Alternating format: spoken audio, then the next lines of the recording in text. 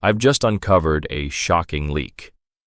China's $1 billion Mingchan Dam, built to protect millions, is actually held together with reinforcement piles only 2 meters deep instead of 12. One side has already collapsed once this year. If this dam fails again, who will be left to save the people living below? The Mingchan Dam stands in Fujian like a giant wall of gray stone and steel, holding back a massive lake of dark, cold water. It cost $1 billion to build. People were told this dam would protect the towns below. They were told it was strong enough to stop even a huge flood. But that promise is a lie. Hidden deep inside its walls is a secret that could destroy everything around it. The workers who built the dam said the anchor piles were supposed to go 12 meters down into the ground. 12 meters is taller than a 4-story building. That depth was needed to keep the dam still, even during the worst storms. But when the workers drilled the holes, they did not go 12 meters. They only went 2 meters.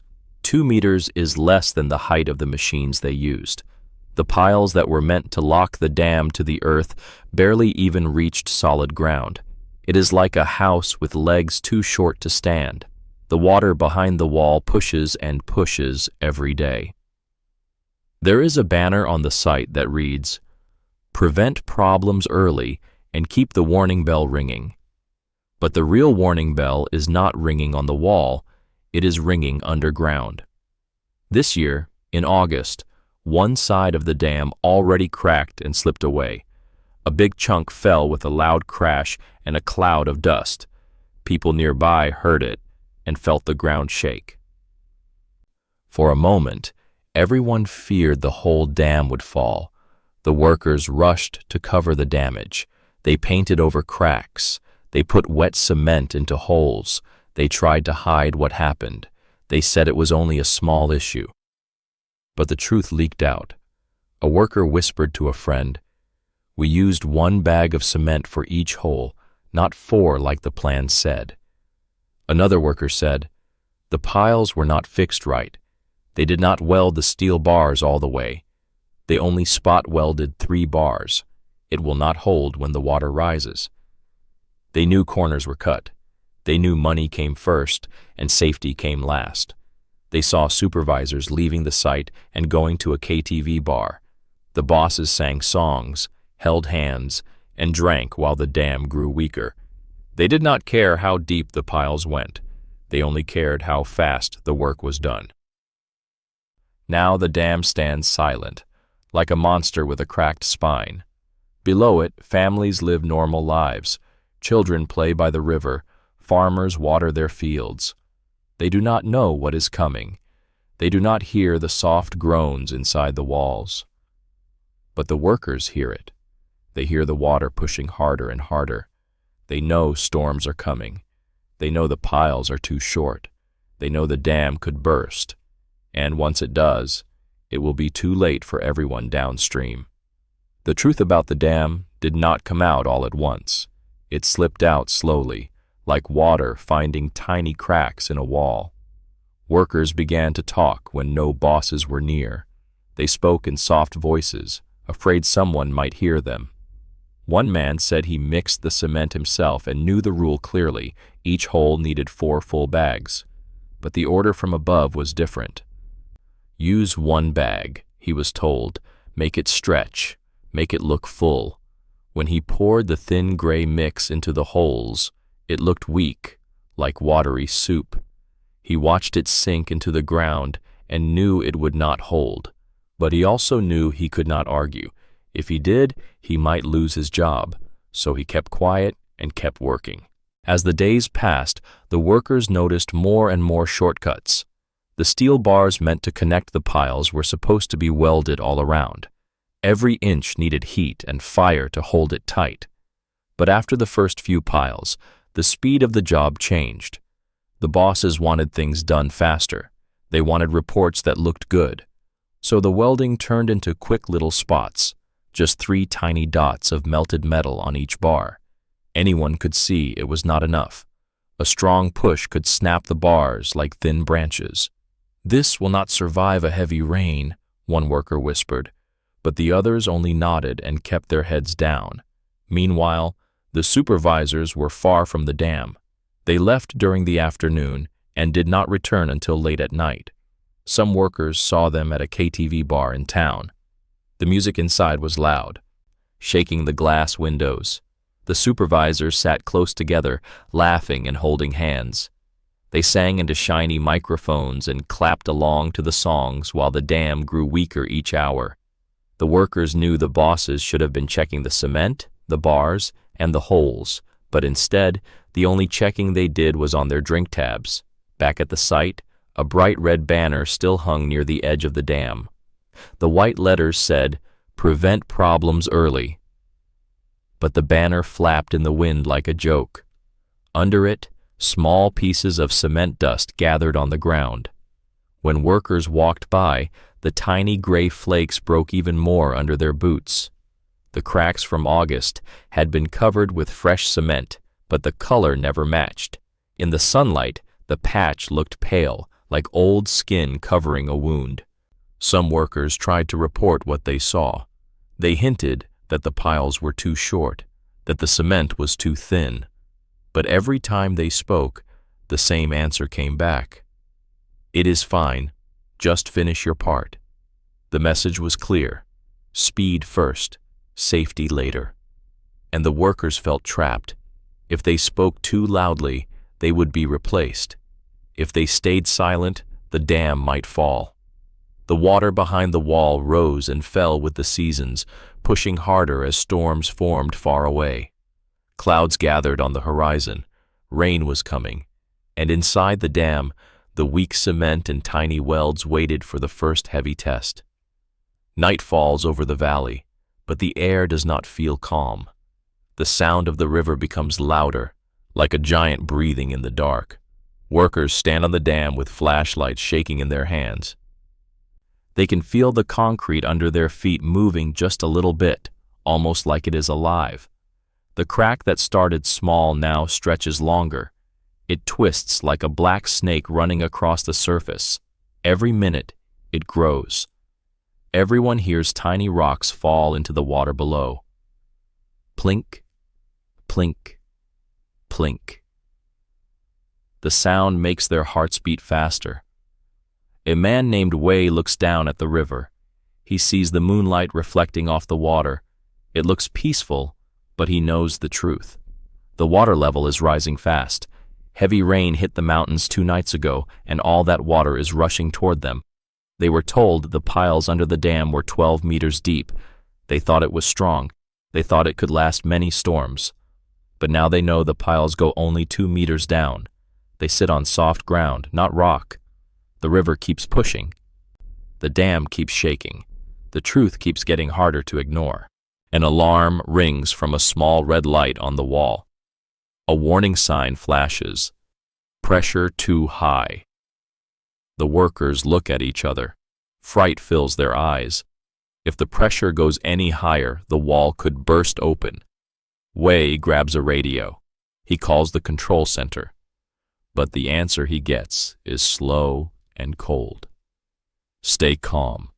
Do not report anything else. Officials will handle it.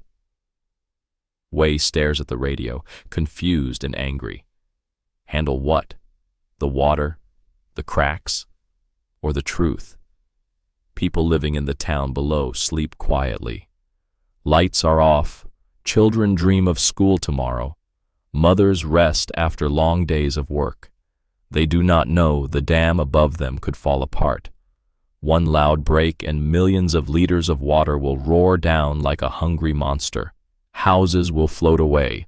Cars will smash into trees. The whole valley could drown in minutes. Thunder rolls across the sky. Rain begins to fall again. Drops hit the crack and slide into it like tiny blades. The dam gives a deep groan.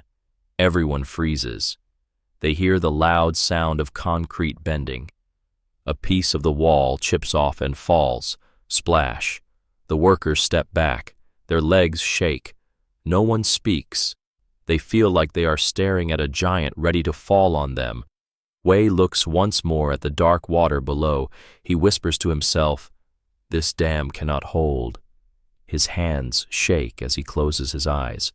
He sees the town, he sees the people, he sees everything they could lose.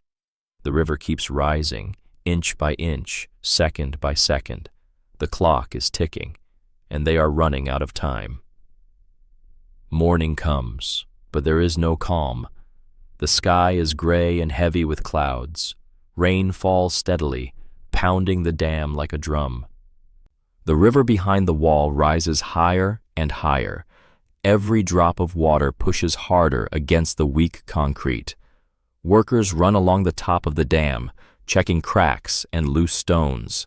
Their boots splash in the puddles. Water drips from the steel bars sticking out of the broken piles. The metal is thin and bent, and rust spreads across the surface. They know it is not enough. The dam is trembling under the weight of the water, like a beast waking from a long sleep.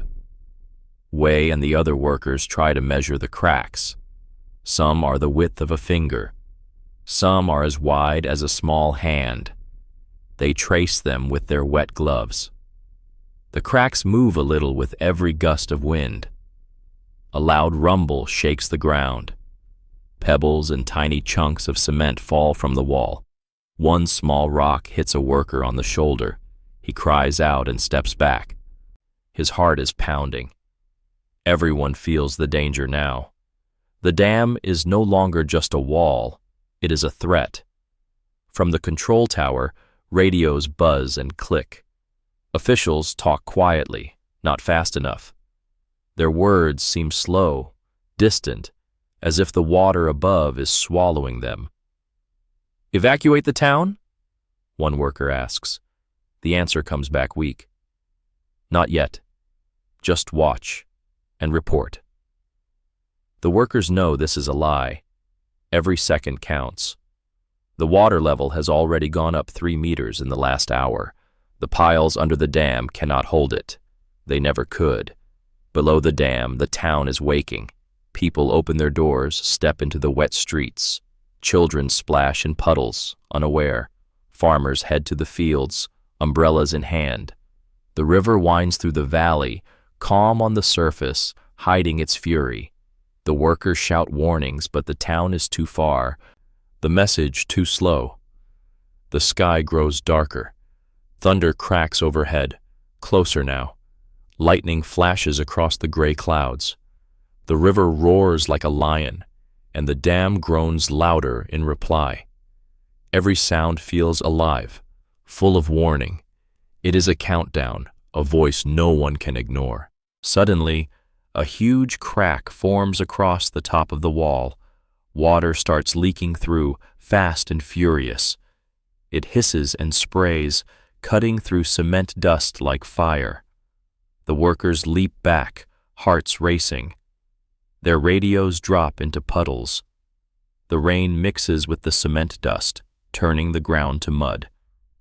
Every second, more water escapes. A small section of the dam wall gives way, splashing violently into the river below. The force shakes the remaining structure. The steel bars bend and snap. Concrete crumbles into the water like sand. The dam trembles violently, a living thing about to collapse. Wei watches, frozen, knowing it could all fall in a moment. The town below, still unaware, continues its day, teetering on the edge of disaster. The rain never stopped. It poured down in sheets, turning the valley into a gray, wet blur. The river behind the dam rose higher with every passing second.